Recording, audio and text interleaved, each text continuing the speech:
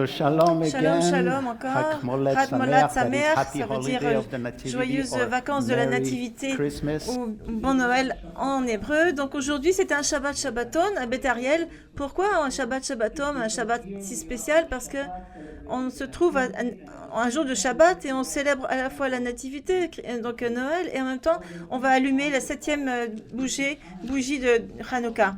C'est intéressant. Parce qu'en fait, alors que Noël commence ce soir, eh bien la 7e bougie va être allumée pour Hanouka. On sait que le 7 joue un rôle assez important dans la Bible, et donc les Juifs auront allumé 7 bougies aujourd'hui, et alors que d'autres vont célébrer en même temps Noël. Et je pense que tout ça, c'est très bien. Vous n'avez jamais demandé comment se sentaient les Juifs pendant la période de Noël? Est-ce que vous n'avez jamais demandé qu'est-ce qu'ils font le jour de Noël? Apparemment, c'est pas facile pour eux parce qu'ils ont l'impression d'être laissés de côté. Donc, de vivre dans une société occidentale quand tout le monde célèbre Noël, ben, les Juifs doivent se sentir justement mis de côté. Et qu'est-ce qu'ils font le jour de Noël? Eh bien, une des choses qu'ils font, c'est ils vont se rassembler avec une autre société qui, elle aussi, est un peu en dehors des fêtes de Noël. C'est les Chinois. Ils vont donc au restaurant chinois qui sont ouverts ce jour-là.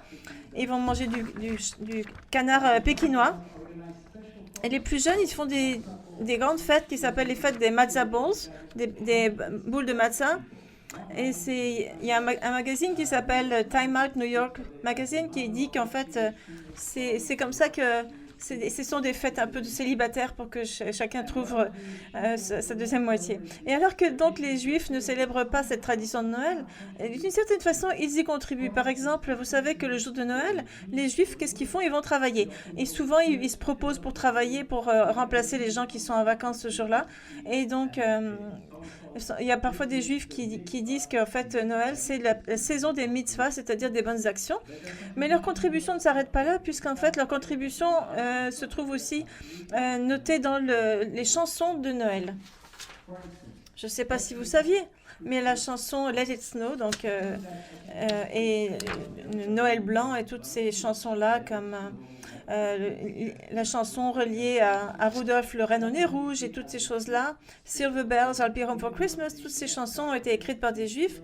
Et donc, vous savez, en fait, moi je connais une famille juive qui a beaucoup contribué à Noël. Vous les connaissez aussi, puisque le père s'appelle Joseph, et sa femme s'appelle Myriam, Marie, connue sous le nom de Marie. Ils ont donné au monde le meilleur cadeau possible, qui est Yeshua HaMashiach. Et c'est son anniversaire aujourd'hui que le monde célèbre. Aujourd'hui, nous allons voyager dans le temps pour parler de sa naissance et découvrir quelles sont les racines juives de la fête de Noël. Et donc la nativité, donc la naissance de Jésus, n'aurait pas dû être une surprise pour quiconque, puisque son arrivée, le moment où ça allait se passer était déjà connu à travers de nombreuses prophéties, des prophéties très puissantes et tout à fait spécifiques. Et maintenant, nous allons découvrir la parole de Dieu et nous allons prononcer une ancienne prière. Et donc, comme David a prié, voici, donc on va donc dire cette ancienne prière. Vous pouvez la dire avec moi. Que tu sois béni, Dieu notre Père, le roi de l'univers, qui nous a donné la parole de vérité, qui a planté la vie éternelle dans notre cœur.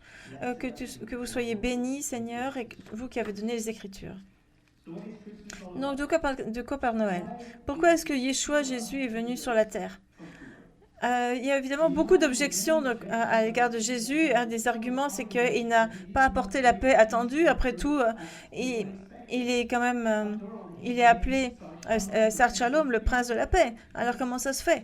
Donc cette paix particulière ne devait pas arriver à sa première venue. Dans ses propres mots, Jésus a dit: ne croyez pas que je sois venu apporter la paix sur la terre. Je ne suis pas venu la paix, mais l'épée. Je ne suis pas venu apporter la paix, mais l'épée. Et depuis, donc ça fait 2000 ans qu'il est venu, nous avons eu très peu de périodes de paix, effectivement. D'ailleurs, ce n'était pas la paix mondiale qui était le but de sa venue. Est-ce qu'il est venu établir une nouvelle religion? Pas du tout. Il a dit: ne croyez pas que je sois venu pour abolir la loi ou les prophètes. Je suis venu non pour abolir, mais pour accomplir. Et donc, ses croyances, sa religion est la plus ancienne. fondée sur le temps de la création. Et donc, ce que ça nous enseigne va avec, évidemment, les écritures hébraïques, en commençant par le Jardin d'Éden et la création de l'homme. Et donc, la raison de sa venue peut se trouver dans le premier verset qu'on trouve, pas le premier verset, mais le verset 21 du premier chapitre de Matthieu, qui va littéralement résumer tous les types et toutes les prophéties reliées à sa première venue. Voici ce que ça dit. Elle enfantera un fils et tu lui donneras le nom de Jésus et c'est lui qui sauvera son peuple de ses péchés. Son nom est Jésus. Ça veut dire salut. Jésus en hébreu c'est Yeshua et Yeshua ça veut dire Dieu sauve. Et c'est la raison première liée à son incarnation.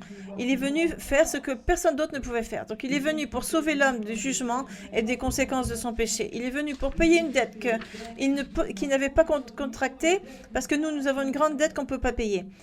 Et ensuite, le péché, c'est la raison pour laquelle il est venu. On ne peut pas dissocier Jésus du péché, puisqu'il est venu porter le péché sur ses épaules. Et si nous oublions cette cause, nous ne pourrions pas garder comprendre le but de sa venue et le message de son incarnation perdrait toute sa valeur. Son nom, c'est Yeshua, parce qu'il est venu nous sauver d'une éternelle séparation de Dieu, qui aurait été la conséquence de notre péché.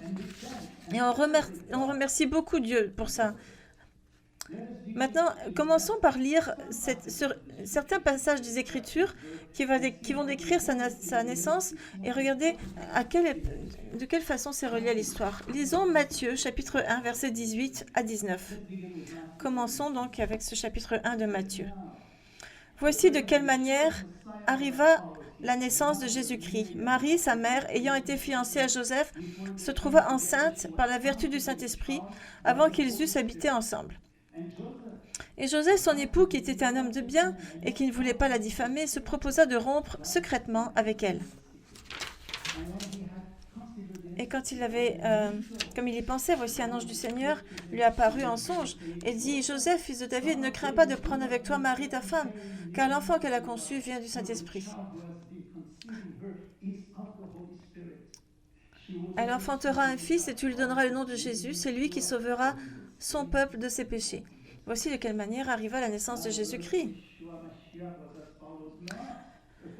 Donc c'était pas selon ça s'est pas fait à travers un homme, mais à travers l'Esprit Saint. Et donc il est né sans aucun péché, sans même la moindre trace de péché pour qu'il puisse être le sacrifice parfait pour nous. Et donc on voit qu'à l'époque, Joseph et Myriam étaient fiancés, c'est-à-dire qu'ils n'étaient pas encore mariés, c'était quand même un engagement important, c'était considéré comme aussi sérieux comme contrat que celui d'un mariage. Et ces fiançailles prennent place habituellement 1 an avant le mariage pour laisser le temps au futur époux de préparer la maison pour sa future femme. Et donc, rappelez-vous ce qu'a dit Jésus, il dit, je suis allé préparer une demeure pour vous. Et donc, la première chose qu'on remarque dans ce récit, c'est que Dieu sait exactement qui il devait choisir pour accomplir ses fins.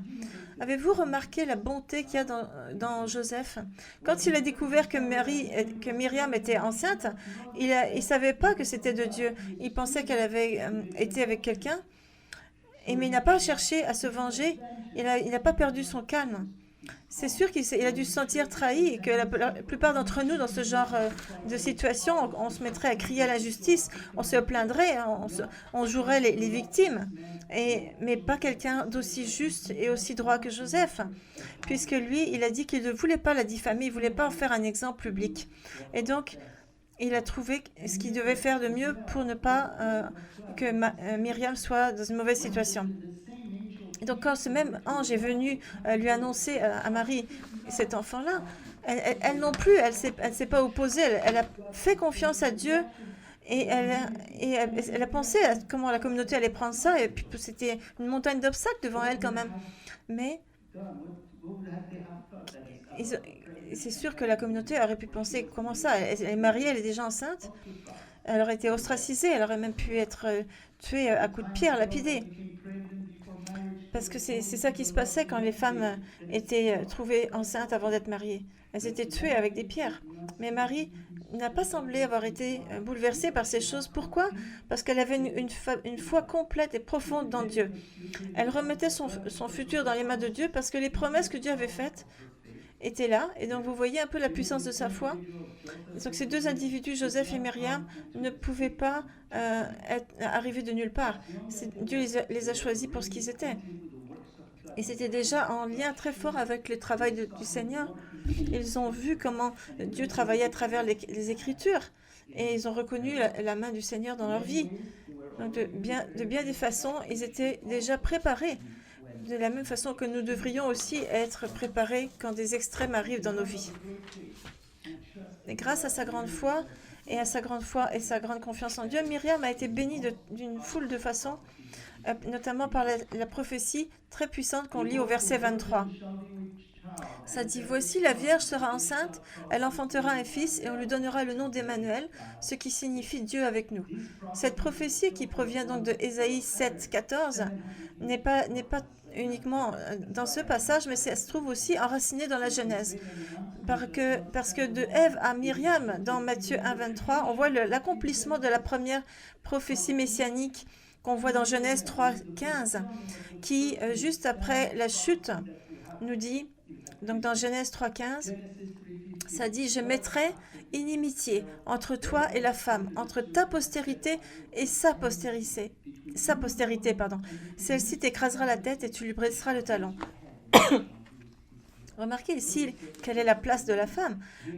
Ici, on ne parle pas de la semence de l'homme comme dans les généalogies qu'on voit dans la Bible. Là, on parle de la postérité de la femme.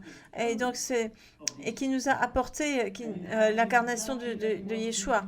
Mais l'esprit, c'était lui qui dirigeait. Et donc, les objectifs de l'esprit ont été accomplis à travers cette femme. Et donc les rabbins, anciennement, voyaient le lien qu'il y avait entre ce verset et la venue du Messie. Par exemple, dans Genèse 3.15, la première référence au Messie qu'on voit mentionnée dans les Targums de Jonathan et de Néophytie, qui étaient des traductions de la Bible en araméen, les Targums, et ça disait qu'il y avait justement un apaisement qui aura lieu entre Satan et l'humanité, qui viendra au moment où il y aura le roi Messie qui va venir. Et donc, par exemple, on voit que le temps de sa venue nous est donné dans Daniel chapitre 9, versets 24 à 27 à cause de cette prophétie. Ça dit, pour la première fois dans l'histoire d'Israël, beaucoup de personnes savaient à quoi s'attendre avec le Messie. Cette prophétie, ainsi que celle de Balaam, avait amené les gentils en Israël à la recherche du Messie, comme on voit par exemple l'exemple avec les mages, les rois mages. Et donc la place, si vous voulez, de la naissance de Jésus se trouve dans Michée 5.2 et ça situe l'action à Bethléem, qui est la ville de David. Cette prophétie nous dit aussi, nous parle de sa nature éternelle. Ça dit que de Bethléem, et toi Bethléem Ephrata, petite entre les milieux du Juda, de toi sortira pour moi celui qui dominera sur Israël et dont l'origine remonte aux temps anciens, au jour de l'éternité. Et donc Ésaïe va encore plus loin en l'appelant littéralement El Gibor, le Dieu puissant, comme on le voit, aussi le Père éternel, dans Ésaïe 9.6. Quand on suit le texte dans Matthieu, ça nous ramène à une réalité qui est vraiment triste, qui est la réalité du rejet de Jésus. On voit ça dans Matthieu chapitre 2, versets 1 à 2. Regardez, ça dit Jésus étant né à Bethléem en Judée au temps du roi Hérode, voici des mages d'Orient arrivèrent à Jérusalem. Et ils dirent, où est le roi des Juifs qui vient de naître? Car nous avons vu son étoile en Orient, et nous sommes venus pour l'adorer.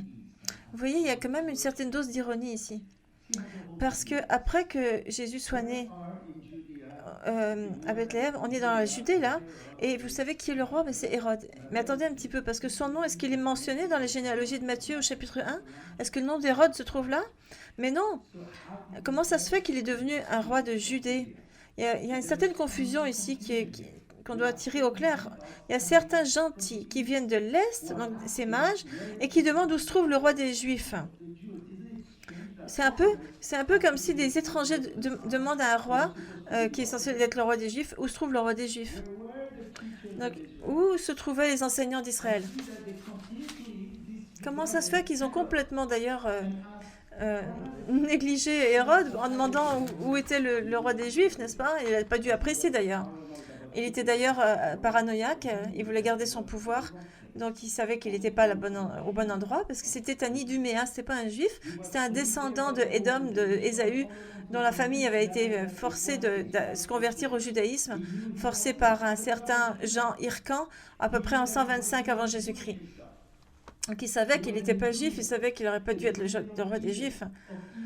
C'est un peu le cas de Ésaü qui essayait de retrouver son droit d'aînesse, vous savez, qu'il avait vendu à Jacob. C'est un peu le même genre d'histoire. Mais Hérode ici, c'est un type de tous ceux qui veulent prendre la place de Dieu et qui commencent, et ça commence avec le serpent dans la Genèse jusqu'à l'Antéchrist dans l'Apocalypse. Et à la fin, ils deviennent tous un peu irrationnels et paranoïaques, vous remarquerez. Mais maintenant, qui sont ces mages? C'est tous ces mages qui sont venus de l'Est. Mais là, il y a vraiment... Qu'est-ce qui fait Hérode? Vous savez, là, je pense que c'est vraiment une décision qui vient de Dieu. Au verset 4, on dit qu'il a rassemblé tous les prêtres, les chefs, les lévites, en fait, et les scribes, et leur demande, tous ceux qui étaient répartis en Israël, il leur demande de venir, et il leur demande de faire une enquête pour savoir où le Messie est né.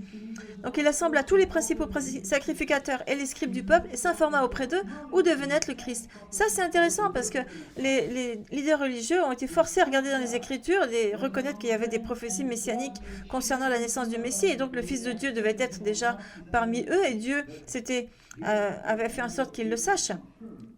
Est-ce qu'ils ont accepté le Messie ou non? Ça, c'est une autre histoire. Mais quand on regarde les Écritures, on voit que l'avènement du Messie était reporté dans les Écritures. Et donc ça, c'est la première entrée en matière pour les leaders religieux dans Matthieu. Et on voit que pour la plupart du temps, ils vont essayer de renier, de nier l'existence du Messie. Puis après, même quand il va se montrer à eux, avec tous les miracles qu'il leur a fait, ils vont pas l'accepter. Mais en fait, vous savez, ça dit... aussi dans Michée 5, 2, et ce qu'on a déjà lu, mais regardez le verset 6 dans Michée, ça dit mais Ephrata, petite entre les milliers de Juda, de toi sortira pour moi celui qui dominera sur Israël, et dont l'origine remonte aux temps anciens, au jour de l'éternité. Ils feront avec l'épée leur pâture du pays d'Assyrie et du pays de Nimrod, au-dedans de ses portes. Et ça dit donc en fait que qui a besoin d'un autre dirigeant pour Israël que Dieu. En entendant cette version, on voit qu'ils ont oublié la partie la plus importante du verset qui dit « Celui qui dominera sur Israël et dont l'origine remonte aux temps anciens ». Ils ne voulaient pas reconnaître qui était Yeshua.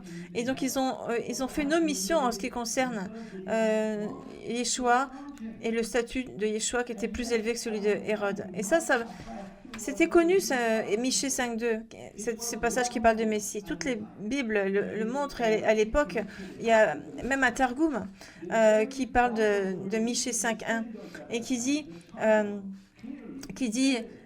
dit toi, Bethléem Ephrata, combien tu étais humble pour être compté parmi les milliers de la maison de Juda. C'est de toi que sortira devant moi le Messie qui régnera sur Israël, dont le nom est mentionné depuis le commencement, depuis les jours du monde. Donc ils étaient quand même au courant, ils savaient très bien, ils connaissaient très bien ces versets. Donc vous voyez comme Dieu est bon et comment il prend soin des siens. Avez-vous remarqué que les 3 cadeaux aussi des mages étaient des cadeaux particuliers, les cadeaux que les mages ont donnés à Yeshua? Voulez-vous qu'on regarde ça ensemble? Vous prenez le verset 11. Et ça dit, voyons, ça dit que quand ils l'ont rencontré, ils se sont mis à genoux et ils ont adoré l'enfant. Et voici donc un peu ce que ça dit au verset 11. Ça dit, ils entrèrent dans la maison, virent le petit enfant avec Marie, sa mère, se prosternèrent et l'adorèrent. Ils ouvrirent ensuite leur trésor et lui offrirent en présent de l'or, de l'encens et de la myrrhe. Ces cadeaux étaient très très coûteux. On voit qu'ils avaient été sélectionnés de façon divine afin d'aider Joseph, Myriam et Yeshua à voyager jusqu'en Égypte et à rester là au moins 1 an alors que la famille était très pauvre. Ces 3 cadeaux étaient à l'époque très en demande. En ce qui concerne la myrrhe, par exemple, Suétone, l'historien du 1er siècle, écrit à propos de la myrrhe arabe que donc les mages avaient offert, il dit que ça coûtait 16 dénarii la livre. Un dénar, c'était le salaire d'une seule journée. Donc, on ne sait pas combien il y avait de livres dans ce qu'ils ont donné, mais disons que par exemple 12 livres, ça aurait été l'équivalent de 6 mois de salaire. On nous dit que chaque jour, les Égyptiens brûlent de la myrrhe pour adorer leur dieu soleil. Donc, ça veut dire que ça aurait été déjà très en demande et que c'était facile de vendre ça en Égypte. Donc, c'était un petit peu un moyen financier qu'ils ont donné à Joseph pour qu'il puisse vivre en Égypte. Vous voyez un peu la main de Dieu. Et on n'a pas encore parlé de l'encens. L'encens aussi, que c'était quelque chose qui valait beaucoup d'argent en Égypte et qui était importé en grande quantité. Et ils ont utilisé l'encens pour les cosmétiques, pour la médecine, mais surtout pour adorer leur Dieu. Et donc Joseph avait la meilleure marchandise. Il avait de l'encens. Et ensuite, il y a aussi de l'or. L'or était évidemment le plus cher parmi tous les cadeaux. Même imaginez par exemple que le prix de l'équivalent d'une poignée de grains, mais en or, mettons 250 grammes, ça aurait été l'argent de 6 mois de 6 mois de vie en Égypte. Donc ils avaient assez d'argent avec ça pour vivre, et donc Dieu prend soin des siens. Et Paul dit bien dans Éphésiens que Dieu donne. Ça dit, par exemple, dans Éphésiens chapitre 1, verset 7, « En lui, nous avons la rédemption par son sang, la rémission des péchés, selon les richesses de sa grâce. » Pas selon les richesses de notre grâce, mais de sa grâce. Et maintenant, j'aimerais vous amener au livre de Luc, au chapitre 2, parce que là se trouvent mentionnés des détails particuliers concernant l'endroit de Bethléem où Jésus est né. Aujourd'hui, on ne connaît pas vraiment bien Bethléem, mais à cette époque-là, tout le monde connaissait Bethléem et s'attendait à y voir le Messie exactement à cet endroit. Donc, lisons d'abord le chapitre 2, versets 8 à 9. Il y avait dans cette même contrée des bergers qui passaient dans les champs les veilles de la nuit pour garder leurs troupeaux. Et voici un ange du Seigneur leur apparut, et la gloire du Seigneur resplendit autour d'eux. Ils furent saisis d'une grande frayeur. D'abord, la question qu'on peut se poser, c'est qui étaient ces bergers et qu'est-ce qu'ils faisaient sur la terre d'Israël? Selon la loi orale juive qui s'appelle la Mishnah, c'était interdit pour les bergers de garder les troupeaux sur la terre d'Israël parce que ça avait des effets négatifs sur l'agriculture. La Mishnah écrit que les bergers n'élèvent pas de petits bétails dans la terre d'Israël, mais ils les élèvent en Syrie et dans les terres incultes qui sont dans le pays d'Israël. Cependant, donc les bergers recevaient des endroits particuliers où ils pouvaient avoir leurs troupeaux. Mais qu'est-ce qu'ils faisaient donc ici, entre Jérusalem et puis près de Bethléem? Ces bergers et leurs troupeaux étaient particuliers parce qu'ils continuellement ils avaient besoin d'animaux pour les sacrifices du temple. Donc ils avaient sélectionné un endroit pas loin de Jérusalem, dans la région de Bethléem, où ils avaient le droit de garder le troupeau juste pour avoir assez d'animaux pour les sacrifices. Ce que ça dit, c'est que le troupeau qui se trouvait entre Jérusalem et Bethléem était uniquement là pour les sacrifices, comme des offrandes de paix. Donc ce qu'on apprend, c'est qu'à cet endroit-là, où ils gardaient les troupeaux pour les sacrifices du temple, c'était l'endroit où il y aura le sacrifice final, où Yeshua sera donc crucifié, sera annoncé plutôt. Et donc ça, c'est très symbolique parce que ça nous dit que c'est que cet endroit où se trouvaient les bergers, ça a un sens très fort. Et c'est pas seulement tout de cette histoire. Regardez ce mot Migdal Eder. Ce terme a une longue histoire de prophétie messianique attachée à lui. Ce titre est traduit dans nos Bibles par l'expression « la tour du troupeau ».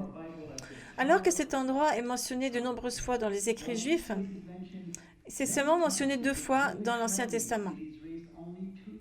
Donc si vous regardez par exemple dans Michée, chapitre 4, verset 8, ça parle de cet endroit-là. Ça dit « Et toi, tour du troupeau, colline de la fille de Sion, à toi viendra, à toi arrivera l'ancienne domination, le royaume de la fille de Jérusalem. » Michée donc parle de cet endroit-là, Migdal Eder, Il dit que de là viendra le salut d'Israël et que viendra le royaume davidique et que c'est comme ça que les rabbins anciennement comprenaient ce verset. Et on voit aussi que dans le Targum de Michée, traduit ce verset en disant un petit commentaire, ça dit « Et toi, le Messie d'Israël, qui a été caché à cause des péchés de la congrégation de Sion, le royaume viendra à vous, et l'ancienne domination sera rétablie dans le royaume de la congrégation de Jérusalem. » Ici, on nous dit que le Messie d'Israël était caché en raison des péchés d'Israël et qu'il réapparaîtra à Migdal Eder. Et c'est exactement là où se trouvaient les bergers pour annoncer la naissance du Messie. Et la première fois qu'on voit ce mot qui est mentionné, Migdal Eder, dans les Écritures, c'est justement c'est mentionné dans Genèse 35, 21, où on nous dit que Jacob est allé à cet endroit après la mort de Rachel, lorsqu'elle a donné naissance à Benjamin. Et regardez comment le Targum de Jérusalem a traduit ce verset. Ça dit « Israël partit et il dressa sa tente au-delà de Migdal Eder. » L'endroit où le roi du Messie se révélera à la fin des temps. C'est comme ça que cet endroit était considéré. Là où il y avait les animaux qui étaient réservés pour le sacrifice, c'est là qu'ils pensaient que le Messie apparaîtrait en premier. Et c'est exactement là où sa naissance a été annoncée. C'est là que se trouvaient les bergers. Et donc cette connaissance n'était pas cachée des gens. Ça se trouve dans les Targums, dans les Bibles qu'ils utilisaient à chaque Shabbat. Ainsi que les mages, ça rend témoignage que c'est bien Yeshua qui est le Messie. Et regardez la grande nouvelle concernant la naissance du Seigneur. Vous savez, il y a des anciens rabbins qui, avant que le judaïsme rabbinique commence, ils avaient dit qu'il y avait la Shekinah Glory, la gloire de Shekinah qui a illuminé la région autour de ces bergers. C'est pour ça qu'ils ont eu peur. Et cette lumière, ça fait aussi un lien avec, vous savez, dans la Genèse, quand ça dit « Et Dieu dit que la lumière soit, et la lumière fut ». Et cette même lumière est apparue pour Moïse, pour Abraham, pour Isaac, et finalement, elle est là pour annoncer la naissance du Messie lui-même. Et donc la naissance du Messie n'est pas arrivée comme une surprise, ils étaient tous préparés avec la lecture de nombreuses prophéties messianiques et des légendes et des traditions qui existaient. Et c'est pas seulement la naissance du Messie qui a été prophétisée, mais le fait qu'il est venu comme un bébé, ça aussi, ça a été prophétisé. Regardez, c'est souvent quand on prend Ésaïe 53, qui n'est pas un passage qui est souvent lu, ça parle justement du fait que le Messie va venir en tant que bébé. Si vous prenez Ésaïe 53, au chapitre 53, versets 1 et 2, regardez ce que ça dit. Qui a cru à ce qui nous était annoncé? Qui a cru? Qui a reconnu le bras de l'Éternel?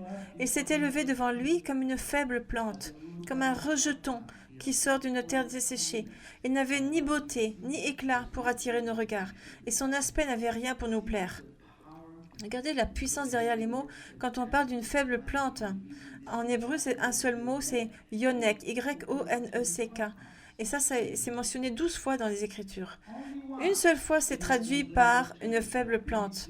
Mais vous savez comment les autres 11 fois ont été traduites? Ça a été traduit par les mots enfant qui boit encore au sein ou bébé naissant. C'est comme ça que ça a été traduit. C'est vraiment étonnant que ce mot qui est utilisé pour décrire un bébé, qui selon les Écritures, c'est un bébé qui n'avait pas encore été sevré et qui avait besoin de la nourriture de sa mère, du lait de sa mère, un bébé encore au sein. Ça, c'est la signification première de ce mot. Et seulement ici, c'est traduit par une faible plante. Et pourtant, ils auraient dû laisser cette signification originelle d'un enfant qui est encore au sein. Et peut-être que le mot d'origine, et donc c'est pour ça qu'ils n'ont pas, c'est pour ça qu'ils n'ont pas. Si vous prenez le verset 2, ça dit « Il s'est élevé devant lui comme une faible plante ». Peut-être c'est pour ça que les bergers savaient qu'ils allaient devoir rechercher un bébé.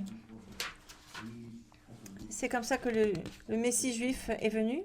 Et c'est donc les signes qui ont été donnés aux bergers. Maintenant, dans la Septante, ça dit que nous avons apporté devant lui un rapport comme celui d'un enfant. Il est comme une racine dans une terre assoiffée. Donc ça, je veux dire, ces concepts-là, les bergers devaient les connaître. Et plus loin, on lit au verset 13 et 14, ça dit « Et soudain, il se joignit à l'ange une multitude de l'armée céleste, louant Dieu et disant « Gloire à Dieu dans les lieux très hauts, et paix sur la terre parmi les hommes qu'il a créés. » Quelle a été la première proclamation de la naissance de Jésus? Eh bien, c'est une référence au temple, puisque pourquoi est-ce que les anges sont venus voir les bergers? Alors que ces bergers étaient considérés comme des gens vraiment de la classe très basse par les dirigeants religieux, ils étaient vus comme des marginaux, comme des clochards quasiment. Ça disait d'ailleurs que le témoignage des clochards ne devait pas être pris au sérieux dans une cour de justice. Dans le Talmud de Jérusalem, ils les ont mis de côté avec les bandits, les clochards et n'importe qui avait une mauvaise réputation en matière financière. C'est ce que ça dit dans le Talmud de Jérusalem. Alors, pourquoi est-ce que ce message a été donné à ces gens en premier? Parce que il est venu, Jésus, par la porte arrière. Il ne pouvait pas faire autrement pour la simple raison que les autorités religieuses étaient beaucoup trop éloignées de la parole de Dieu. En fait, ils n'ont pas reconnu Yeshua qui est venu pourtant vers eux et ne se sont pas rappelés de la parole qui devait être faite chère. Et donc, la vérité n'est pas toujours trouvée dans les institutions les mieux établies, mais plutôt dans l'histoire d'Israël, la vérité se trouve dans la minorité. Et donc l'ange est venu vers les bergers, et ça c'est toute l'ironie de Noël. Et dans une étude précédente qu'on a faite sur Marc, on a vu à quel point la tradition dans le judaïsme peut avoir obscurci parfois des vérités bibliques, mais l'histoire de l'Église continue aussi à véhiculer ces mêmes choses et ces mêmes légendes et un certain nombre de traditions qui sont véhiculées aussi par l'Église peuvent également obscurcir des vérités bibliques. Par exemple, combien il y avait de mages? Il n'y en avait pas 3, hein, vous savez? Parce que d'après l'histoire, ils auraient dû être peut-être même des centaines, même des milliers. Dans un exemple, ça dit même que ces Juifs qui sont venus en Mésopotamie vers le temple avec leurs dons d'or étaient des dizaines de milliers à l'époque parce que de nombreux voleurs se trouvaient sur les chemins et donc ces mages et qui venaient d'un autre endroit avec en plus qui transportaient de la myrrhe et de l'encens, ces 3 individus n'auraient pas eu beaucoup d'impact sur Jérusalem si on les compare à une caravane de centaines de personnes. Quand ils ont rencontré Yeshua, il n'était pas un bébé à l'époque, hein, il avait 2 ans. Parce qu'à l'époque de Noël, quand on voit souvent le bébé Jésus sur les genoux de sa mère, dans une étable, il est entouré des bergers et puis des mages. Mais en fait, si vous regardez les Écritures, les bergers n'ont jamais rencontré les mages. Et les mages sont venus seulement 2 ans plus tard. Quand ils sont venus à Jérusalem, ils ont dit à Hérode qu'ils avaient vu l'étoile 2 ans plus tôt. Et donc, et quand ils sont venus, d'après leurs calculs, l'étoile leur serait apparue à ce moment-là. Et c'est ça qui s'est passé. Et donc, pourquoi est-ce que l'étoile leur est apparue? Au moment où Yeshua vivait alors à Jérusalem avec ses parents. Et donc, c'est là où on rencontre Yeshua, et qui n'était pas juste un bébé, mais était un jeune enfant. Et donc, quand les mages sont venus le rencontrer, c'était pas à Bethléem, mais à Nazareth. Et Jésus était né, et ses parents, ça dit dans Luc chapitre 2, verset 39, lorsqu'ils eurent accompli tout ce qu'ordonnait la loi du Seigneur, Joseph et Marie retournèrent en Galilée, à Nazareth, leur ville. Donc 2 ans plus tard, les mages sont venus, et donc ça aurait dû être l'étoile, non pas de Bethléem, mais de Nazareth, qu'ils recherchaient. Et donc, qui a dit qu'ils étaient des mages ou des rois? Ils étaient des mages, mais c'était dans le sens que c'était plutôt des astrologues. Et Joseph nous dit que Hérode, à ce moment-là, était à Jérusalem. Donc, Yeshua a dû naître en 6 ou 7 au 7e siècle. Et donc, la Bible mentionne que Hérode le Grec est mort, le Grand est mort en 4... au 4e en 4, et donc Joseph nous dit que Hérode était à Jérusalem encore jusqu'au 8e siècle. Donc Yeshua a dû être né autour de 6 ou 7 c'est-à-dire 6 ou 7 après Jésus-Christ. Mais donc, est-ce que Yeshua est né en décembre ou pourquoi est-ce qu'il doit être né à 25 décembre? La Bible ne parle pas de ça.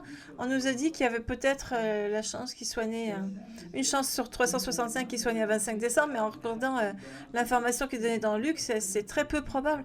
Si vous considérez que Joseph et Myriam sont allés à Bethléem, parce qu'il y avait un recensement, mais les recensements se passaient habituellement, ça se passait sans doute pendant l'hiver, mais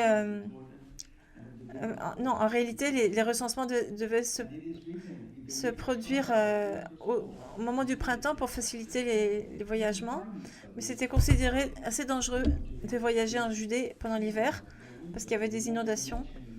Et donc, il parle d'ailleurs des inondations des oueds et des collines boueuses à cause du gonflement du Jourdain et du froid glacial et des nuits inconfortables pendant l'hiver. On voit ça qui est mentionné dans les Midrash Rabbah. Et donc, en fait, il y a même les armées s'arrêtaient de voyager pendant l'hiver parce que c'était trop difficile. Et on voit ça aussi dans Samuel chapitre 11, 1er Samuel chapitre 11 verset 1, quand ça dit tous les habitants de Jabès dirent à Nachash, traite alliance avec nous et nous te servirons au printemps, quand les rois sont retournés à la bataille. Et donc, dans le Talmud, Gamaliel mentionne que justement, il y a eu des prières qui ont été faites pour la pluie et que pendant la fête des tabernacles, les gens retournaient chez eux parce que l'Euphrate sortait de son lit. Donc, ce que ça dit dans Matthieu, chapitre 24, verset 10, ça dit alors aussi, plusieurs succomberont, ils se trahiront et se haïront les uns les autres. Ça, c'est une prophétie qui parle de la fin des temps, parce que c'était tellement dangereux de traverser, de voyager dans le Moyen-Orient en hiver. C'est très possible que Yeshua soit né pendant le 6e mois de l'année, entre la Pâque et Sukkot, peut-être même plus près de la Pâque, puisque Myriam a donné naissance au moment où elle était à Bethléem. Donc, qu'est-ce qui est plus important de conclure? Qui est Yeshua? Il est venu exactement au moment qui était prophétisé en tant que bébé, comme une petite plante méprisée, rejetée. Et c'est ça qui est notre Messie juif. Il n'est pas venu avec une armée, mais avec 12 disciples qui n'ont jamais vraiment bien compris la raison pour laquelle il est parti ensuite. Il a combattu seul, il a souffert seul, il a été méprisé, il a été accusé de toutes sortes de choses pour lesquelles il n'avait rien fait. Et ses amis les plus proches l'ont trahi et même ses ennemis ont été désarmés par ses mots puissants. Quand ils ont essayé d'argumenter avec lui, ces mots étaient tellement forts qu'il dut garder le silence. Et les gens d'Israël aussi ont dû témoigner de son grand pouvoir et de ses miracles. Quand il a soigné les lépreux, quand il a soigné l'homme aveugle, les gens confessaient qu'ils n'avaient jamais vu quelque chose de cet ordre en Israël. Ces mêmes personnes ont compris qu'il était le Messie. Ils ont littéralement couvert son chemin avec des branches de palme, de palmier. Ils ont chanté des chants pour parler de la libération au nom du Seigneur. Mais au lieu d'un trône, il a reçu un rejet. Au lieu d'une couronne d'or, ils lui ont donné une couronne d'épines. Ils l'ont condamné. Au lieu d'écouter sa parole, ils ont essayé d'effacer toute mémoire de lui. Et même l'homme qui était aveugle et qui a été guéri, il a été excommuniqué. Et ceux qui l'ont rejeté n'arrivaient même pas à se mettre d'accord entre eux. Et la vérité incroyable, c'est que tout ça, ça a été fait parce que c'était vraiment le Fils de l'homme lui-même qui s'est arrangé pour que son passage, son chemin vers la croix puisse rester ouvert, puisqu'il puisse porter ce manteau rouge et qu'il puisse mourir sur la croix afin que nous puissions nous survivre. Il est le vrai Messie et j'aimerais vous dire que c'est dans ma prière qu'aujourd'hui, quand on va se rappeler de ces passages, que quand il va venir, beaucoup de gens se tourneront vers lui, vers le Messie juif, parce que la Bible est là pour soutenir la messianité de Jésus. Et prions ensemble. Père Céleste, on prie que tu nous que, on se réjouit que on puisse être dans ta présence et, et puis que que nos cœurs et nos paroles puissent être remplis de remerciements et d'actions de grâce dans ce temps de festivité, alors que tout le monde, en fait, célèbre Noël. J'aimerais qu'ils puissent réaliser que c'est leur vrai anniversaire qu'ils devraient célébrer, cet anniversaire de leur marche vers toi, et qu'ils puissent reconnaître que tu es le Messie Yeshua Mashiach. On te remercie pour ce grand trésor qu'on a dans les Écritures et on comprend que ce sont tes paroles qui transportent un sens qui n'a jamais été vu jusqu'à présent. Et je prie que tu bénisses chacun d'entre nous ici et que tu puisses bénir toute l'assemblée et que tu poses ta main guérisseuse sur tous ceux qui sont malades et qui recherchent ta présence et qui ont besoin d'harmonie et de paix dans leur vie. Montre-leur avec la parole de ton Esprit Saint et que tu puisses les bénir et qu'ils puissent venir à toi.